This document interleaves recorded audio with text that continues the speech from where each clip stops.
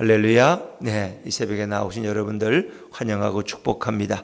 오늘도 주님의 평화가 여러분 심령 가득히 임하기를 주의 이름으로 축원합니다. 자, 오늘은 이제 우리가 어릴 때부터 많이 들어왔던 이 모세에 관한 이야기입니다. 한 레위 가정, 그 부모는 아브람과 요게벳이라고 하는 레위 남자와 레위 여자가 결혼했는데 거기서 모세라는 아이가 태어났습니다. 물론 그 위에 미리암과 아론이 있는 것을 우리는 압니다. 그래서 모세를 낳았는데 바로 그때가 애굽의 왕이 모든 남자 아이들은 죽이라는 것입니다. 그 전에 태어났기 때문에 아론은 살아있는 거예요. 그런데 이제 모세의 해를 중심으로 해서 모든 남자아이들은 다 죽이는 엄청난 살인의 법령이 집행되는 그 시간에 바로 모세는 태어난 거죠. 그러나 모세가 너무 준수하고 너무 아름다웠기 때문에 그를 차마 죽일 수가 없었다는 거예요. 나일강에 던질 수가 없어서 3개월 동안을 집안에 숨겨서 키웠다는 거예요. 그러나 아이들 3개월 된 100일이 지나게 되면 어떻습니까? 아이의 울음소리가 커지고 남자아이의 울음은 유별난 것입니다. 더 이상 숨길 수가 없어요. 만약 그 아이를 뒀다가 발각되면 미리암과 아론은 물론이고 온 가족이 몰살당해야 돼. 눈물을 머금고 이 아이를 이제 나일강에 던져버릴 수밖에 없는 거예요. 그러나 그냥 던져버릴 수가 없어서 그냥 던져버리면 바로 고래밥이 되는데 바로 숨이 떨어져 죽는데 그래도 갈대 상자에다가 역청을 칠해서 나무진을 칠하고 물이 당장 들어오지 않도록 혹시 또 누가 아냐 좋은 사람 만나면 살 수도 있잖아 하면서 그를 나무 상자에 넣어서 갈대 상자에 넣어서 버렸다는 거죠. 어찌보면 모세의 인생은 태어날 때부터 누구에게 버림당한 거예요? 부모에게 버림당한 거예요. 부모에게. 사람이 자기 부모에게 버림당했다는 게 제일 큰 상처가 된다는 거 아시죠, 여러분? 그래서 이 고아원에 자란 분들 보면은 너무너무 부모를 미워한다. 왜? 나를 왜 고아원에 앞에 갖다 버렸냐는 거예요. 부모에 대해서 아는 건 아무것도 없어요. 그냥 어떤 여자가 그냥 새벽에 그 아이를 싸서 고아원 앞에 버리고 도망갔다는 거예요. 그거밖에 없어요. 그 아이의 전부예요. 그런 부모를 저주하는. 왜 나를 버렸느냐? 어찌보면 모세도 부모에 의해서 버림당한 인생. 그러나 하나님은 모세를 향한 계획을 가지고 있었다는 거죠. 부모는 버렸지만 그 시대가 모세라는 아이를 버렸지만 그 시대의 모든 아이들은 다 버림당하고 다 죽었어요. 그런데 하나님께서 모세라는 한 아이를 살려내서 어떻습니까? 그를 위대한 출애굽의 지도자가 되게 하는 거죠. 어찌보면 모세가 이렇게 태어나서 80년 후에 그러니까 출애굽의 지도자가 돼서 이스라엘 백성 애굽에서 이끌어 나오는데 그럼 80년 동안 쉽게 계산해도 그 모든 남자아이들은 다 죽었다고도 볼 수도 있을 거예요. 아마 모르겠죠. 그 다음에 또 정책이 바뀌었는지는 모르지만 성경이 그까지 증언하지 않지만 아마 많은 남자아이들이 결국은 죽임을 당했을 것이다. 참 그러니까 주로 여자들이나 어린 여자아이들 또 여인들이 많겠고 남자들은 이제 나이가 많은 노인들이 많아요. 그러나 그 중간에 혹시 바로의 정책이 변해서 그건 어떻게 되는지 우리 성경은 증언하지 않습니다만은 하여튼 모세의 시대에는 태어나는 곧 남자아이는 죽음을 가리키는 것이다. 그래서 이 모세의 이 죽음은 우리 인간들이 선악과를 따먹고 하나님의 명령을 어김으로 모두가 다 죽는 사건을 생각나게 하는 거죠. 우리 인간은 사실은 육적으로는 살아가고 있지만 하나님을 알지 못하는 영혼들 예수를 믿기 전까지는 다 죽은 자에 불과하고 왜? 이미 우리에게서 하나님의 영이 떠났기 때문에. 그래서 아담과 하와의 후예들은 선악과를 따먹은 그 죄에서 에덴 동산에 추방당하고 결국은 죽은 자가 살아가고 있는 거예요. 죽은 자가. 우리는 눈에 보이기는 육적으로 살아있지만 이미 그 영혼은 하나님과의 교제가 파괴되고 죽어 있는 거예요. 그래서 예수님이 이 땅에 오셔서 우리를 그 죽음의 자리에서 건져주시는 거예요. 우리를 살리기 위해서 예수님이 십자가에서 참으로 고난당하시고 그분이 피 흘리심으로 우리 죄가 용서받고 정말 우리가 새로운 생명을 얻는 축복을 경험하잖아요. 여러분 모든 사람이 다 죽는데 나만 산다고 하는 건 이 대단한 거 아닙니까? 어찌 보면 그래서 이 모세의 구조받음은 상당히 상징적인 사건입니다. 그 시대의 모든 사람은 다 죽게 돼 있는. 그러나 모세만은 건진받았어요. 어떻게 살았을까? 우리가 알다시피 그 모세를 던져놓고 미리암이 그 갈대 상자를 보고 따라가고 있는 거예요. 그러나 마침 그때 바로의 공주가 뭐 역사에 의하면 그가 바로의 부인이라고도 하고 또 바로의 공주라고도 합니다만은 정확한 근원은 몰라요. 그러나 그가 목욕하러 왔다가 결국 그의 시녀가 한 상자를 발견하고 공주에 가져오니까 그 공주는 어떻습니까? 히브리인들에 대해 사실은 바로의 왕가라면은 다 불안함을 가져. 왜? 히브리인들이 놀랍게 번식하니까 그들을 죽여야 된다. 그들이 우리에게 위협이 된다. 그러니까 바로도 그럴 정도면 바로의 가족이나 그의 딸들도 당연히 히브리인들을 싫어해야 정상이.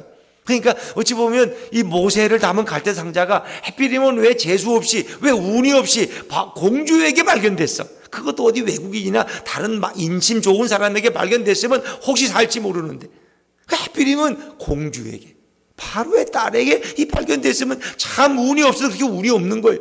그런데 그렇게 운이 없는 결과지만 바로 우리 하나님께서, 바로 우리 예수님께서 그 공주의 마음을 바꿔주신 줄로 믿습니다. 아마 그 공주는 아직 결혼하지 않은 미혼이든지 아니면 결혼을 했는데도 불구하고 아이가 없는 여인, 또 혹시 유산의 경험이 가지고 있어서 아이는 없지만 아이들을 좋아하는, 그래서 그 어린 아이를 보니까 자기 아이가 유산된 것을 생각하니까 너무 그 마음속에 국민의 마음이 일어났다. 그 순간 우리 예수님께서 공주의 마음을 감동시킨 거예요. 감동시킨. 그러니까 사람의 마음이 아무리 악해도 어느 순간 하나님이 역사하시고 예수님이 역사하시면 그의 마음이 변화될 줄로 믿습니다. 여러분 보세요. 에서가 야곱만 오기만 해봐라. 400명을 데리고 칼을 들고 기다리고 있잖아요. 그러나 야곱은 차마 그 소리도 갈 수가 없어서 야복강에서 밤을 새며 예수님과 씨름하며 하나님과 앞에 기도했는데 결국 어떻게 됐어요? 그 에서의 마음을 하나님이 예수님이 바꿔주시니까 동생 야곱을 20년에 만나는 순간 끌어안고 형제가 눈물을 흘리잖아요. 어디 살인이 있어요? 내가 너를 돌봐주겠다. 내가 너를 보호하겠다. 에서 입에서 어떻게 고백이 나올 수 있어요? 그러니까 우리 예수님이 역사하시면 어떤 완악한 인간도 하나님의 사람으로 변화될 줄로 믿습니다. 이 공주의 마음을 우리 예수님께서, 우리 하나님께서 바꿔주신 거예요. 그러니까 그를 데려다가 키우는데 왕궁이 데려갈 수 없고 자기는 젖을 물릴 수도 없으니까 어떻게 해요? 기회를 보느라고 마치 미리암이 유모가 필요하지 않습니까? 유모 필요하지. 그래서 히브리 여인을 데려와서 그 여인에게 맡기고 삭스를 주고 그 아이를 키우게. 보통 한 3년 4년 동안 그 아이를 맡겨. 그러니까 이 모세의 어머니는 자기 아들을 키우는데 양육비를 받고 키운 유일한 어머니가 되는 거예요. 자기 아이를 자기 품에서 양육비를 받으면서 키워서 모세가 크니까 다시 궁으로 들어가. 근데 모세의 이름을 뭐라고 줬어요? 이 공주가 모우세스. 애굽 말로 모우세스. 모라는 거는 이 물이라는 뜻이 물. 그 우세스라는 건 건져내다. 그래서 원래 애굽식 이름은 물에서 건진받은 자예요. 모세라는 이름은. 그러나 그래서 히브리식 발음으로 하니까 모세. 그 히브리식으로 하면은 건져내는 자가 되는 거예요. 다른 사람을 건져내는 그런 구원자가 모세의 인생이 바뀌어지는 거예요. 자, 이 모든 배후에는 하나님의 역사가 있었고 우리 예수님의 은혜가 있는 줄로 믿습니다. 여러분. 그래서 이 모세는 정말 구약에서 대표적인 예수님의 예표, 예수님의 그림자입니다. 그래서 이 어쩌면 모세의 사역과 예수님의 사역은 상당한 일치점을 가지고 있어요. 요셉과 예수님이 상당히 비슷한 그런 면들을 많이 가지고 있듯이, 그러니까 요셉을 예수님이 따라한 것도 아니고 모세를 예수님이 따라한 게 아니라 그 모세와 요셉은 다 예수님이 이 땅에 오셔서 해야 될 사역들을 미리 보여주고 있는 거예요. 요셉은 그 기근 가운데 많은 사람이 죽어갈 때 식량 정책을 그들을 구원하잖아요. 그게 요셉이 바로 예수님이 하신 구원의 역사를 미리 우리에게 예표하고 있는 거예요. 모세가 만 이스라엘 백성이 죄와 죽음의 땅에 죽어가는 그 노예된 백성들을 자유의 백성으로 이끌어내고 죽음의 강 홍해를 마른 땅같이 건너게 기도하고, 이 모든 사역은 바로 예수님이 이미 죽도록 예정되어 있는, 이미 죽어있는 우리 인류를 그 죄와 저주에서 건져내는 그 구원자 역할을 미리 예표하고 있는 것이다. 여러분들에게 착각하시면 안 돼. 모세가 한 걸 예수님이 본받아 배우는 게 아니라 예수님이 이 땅에 오셔서 구체적으로 행하실 일들을 요셉이나 모세가 이미 앞에서 그림자로서 그 일을 대행하고 있다는 것입니다. 그들은 바로 예수님이 하실 일들을 우리에게 보여주고 있다는 거죠. 그래서 이 모세와 예수님은 참 공통점이 많습니다. 민수기 10장에 그러니까 모세는 온 지면에 온유하다, 성품이. 근데 예수님 뭐라 했어요? 나는 마음이 온유하고 겸손하니 나를 보고 배우라는 거예요. 이런 수도 없이 성경에 많죠. 자, 모세는 바로의 위협 가운데에서 출생했어요. 예수님은 누구 위협 가운데? 헤롯의 위협 가운데 출생하셨어요. 또 모세는 광야에 40년을 보냈죠. 예수님도 광야에 40일 동안 금식하셨죠. 모세는 시내산에 올라가서 율법을 가져가지고 올 때 얼굴에 광채가 나서 뭐예요? 뭘 썼어요? 수건을 쓰고 내려왔죠. 사람들 눈이 어두워지니까. 예수님도 변화산에서 환한 광채로 변화되셨어요. 이런 것들을 이미 모세의 사건을 통해서 하나님은 예수님을 하실 일들을 모세를 통해서 이미 우리에게 보여주고 있다. 그래서 우리가 구약을 읽어도 모세에게서 예수님을 발견하고 예수님을 설교해야 된다는 거죠. 모세는 피스가산에서 마지막 최후를 맞이했어요. 예수님도 감난산에서 승천하셨죠. 이런 것들은 계속해서 구약 성경과 신약 성경이 짝으로서 우리에게 보여주고 있는 거죠. 모세는 애굽의 왕제로 성장했지만 예수님은 이스라엘 왕으로 태어나셨어요. 모세는 하나님의 종으로 충성했다고 히브리 3장 5절에 말하는데 예수님은 이사야 52장에 고난받는 종으로 이 땅에 오셔서 헌신하셨어요. 모세는 10가지 기적을 행하는데 이스라엘 백성을 끌어서 물로 피를 만들어 나일강을 피로 만들어 예수님은 물로 포도주를 만드셨어요. 갈릴리 가나의 혼인잔치집에서 모세는 이스라엘 백성을 기도함으로 홍해를 마른 땅까지 건너갔어요. 예수님은 바다 위를 물 위를 걸어가셨어요. 모세는 기도함으로 하나님께서 고기와 만나를 백성에게 먹이도록 역사하는데 큰 일을 감당했어요. 예수님께서는 오병이어로 5,000명을 먹이셨어요. 이런 모든 것들은 다 모세가 예수님의 예표고 그림자라는 걸 우리에게 말씀하고 있다. 그래서 모세는 율법의 제정자라면 예수님은 율법의 완성자다. 시내산에서 계명을 선포했다면 예수님은 산상수훈에서 산상수훈을 산에서 가르치셨다. 뭐 이런 것들. 12지파를 모세는 이끌었다. 예수님은 12제자를 훈련시키셨다. 모세는 70인의 장로를 세웠다. 예수님은 70인의 전도자를 파송하셨다. 이 모든 것들.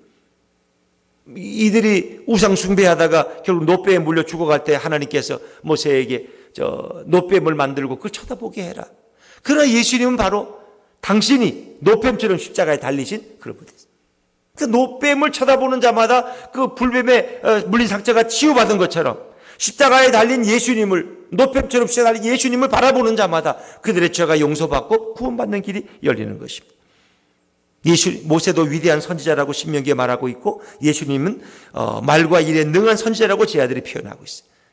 모세도 하나님과 인간 사이의 위대한 중재자로 서죠. 출애굽. 예수님은 하나님과 인간 사이의 위대한 중재자로 서서 그러나 여러분 모세와 예수님을 같은 맥락에서 보면 절대 안 돼.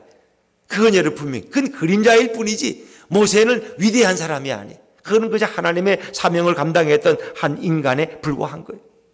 진정 모세를 통해서 우리는 예수님의 위대함을 봐야 될 줄로 믿습니다. 그거예요. 모세는 나일강에서 구원하신 분이 누구냐? 바로 예수님이에요. 모세를 저 시내산에서 불러내셔서 출애굽의 지도자가 되게 하신 분이 누구냐? 바로 예수님. 모세를 사용하신 분이 누구냐? 바로 예수님. 우리 그걸 알아야 돼. 그래서 히브리 3장 5절에 분명히 히브리 기자는 모세와 예수님이 어떤 차이가 있는지 설명해 주죠. 모세는 하나님의 집에 종으로 신실했다면 예수 그리스도는 하나님의 집의 아들로서 신실하셨다. 여러분 아들과 종이 비교가 됩니까? 종이라는 건 그 집 하인이요. 모세는 그 집의 하인에 불과한 거예요. 그러나 예수님은 하나님의 아들이시고 하나님의 상속자고 그분이 바로 하나님이시라. 그러나 모든 구약 성경은 다른 것을 얘기하는 것이 아니라 예수님에 대해서 말씀하고 있다. 그가 다윗이든 그가 사무엘이든 그가 누구든 그들의 물론 그 악인들은 제외하고 선하게 살아간 그래도 믿음의 사람들의 모든 그들의 모습들은 예수님의 한 캐릭터나 성품이나 예수님의 사역의 일부분을 이야기하고 있다. 그래서 모든 성경은 바로 예수님으로 읽어야 된다는 것입니다. 욥기서도 욥이 고난당하고 이렇게 했지만 결국 예수님이 고난당할 것을 욥기서를 통해서 하나님 우리에게 미리 보여주고 계시는 것이다. 아가서라는 건 솔로몬과 슐람미 여인의 어떤 인간적인 그런 에로스적인 사랑을 얘기하는 것이 아니라 예수님과 그 성도의 교회와 사랑이 얼마나 뜨거운 것인가를 우리에게 보여주고 있는 것입니다. 모든 성경은 시편에 다윗과 솔로몬이 지은 많은 시들도 결국 그 주인은 예수님을 말씀하고 있는 것이다 하는 것입니다. 그렇습니다.